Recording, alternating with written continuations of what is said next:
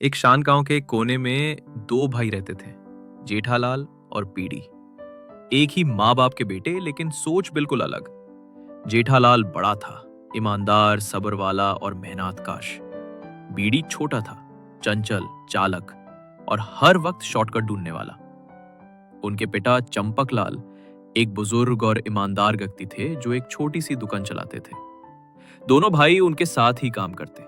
जेठालाल सुबह से शाम तक लगा से दुकान संभालता, बीड़ी बस नाम का मदद करता। ज्यादा वक्त तो अपने दोस्तों टिल्लू और भूरा के साथ मजे में बिताता। चंपकलाल अक्सर दोनों को समझाते, बेटा, पैसा तो आता जाता है पर ईमानदारी जिंदगी भर साथ चलती है। लेकिन बीड़ी के कान पे जून तक ना रेंगी। एक दिन शहर से एक बड़ा व्यापारी मिस्टर मेहता गांव आया।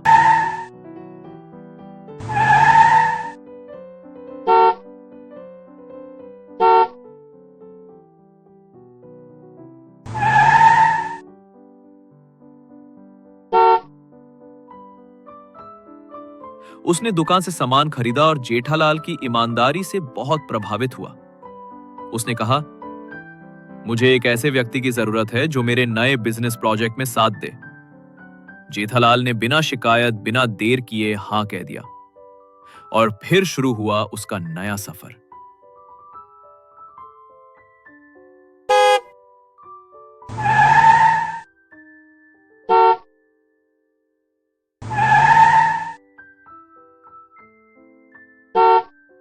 जेठालाल दिन रात एक करके काम करता। मेहता भी उसकी ईमानदारी और समर्पण से खुश था, लेकिन बीड़ी अब और ज्यादा जलान से जल रहा था। उसने सोचा, जेठालाल तो सिर्फ काम में घुसा है, मैं कुछ शॉर्टकट निकलता हूं। और एक रात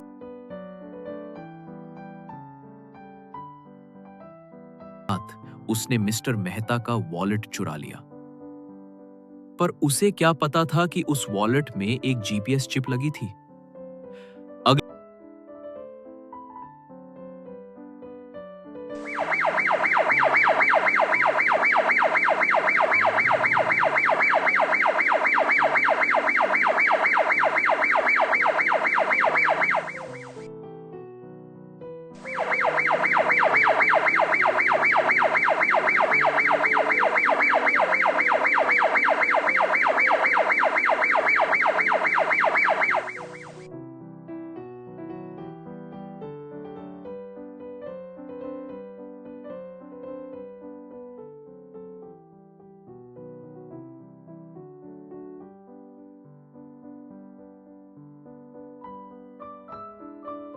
अगले दिन पुलिस ने उसे पकड़ लिया। उसके अपने दोस्तों ने भी उसका साथ छोड़ दिया। बीड़ी की दुनिया ही पलट गई।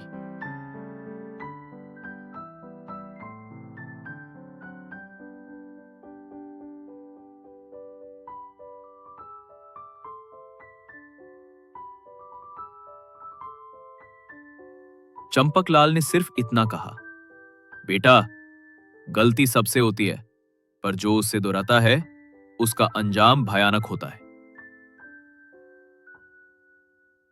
इधर जेठालाल ने हर मुश्किल के बाद भी मेहनत जारी रखी।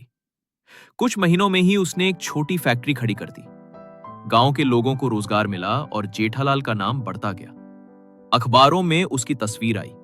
मेहता ने उससे अपना साथी बनाया। सारे गांव ने उसकी मिसाल दी। ये लड़का तो ईमानदारी की जीती जगती मिसाल है। कुछ साल बाद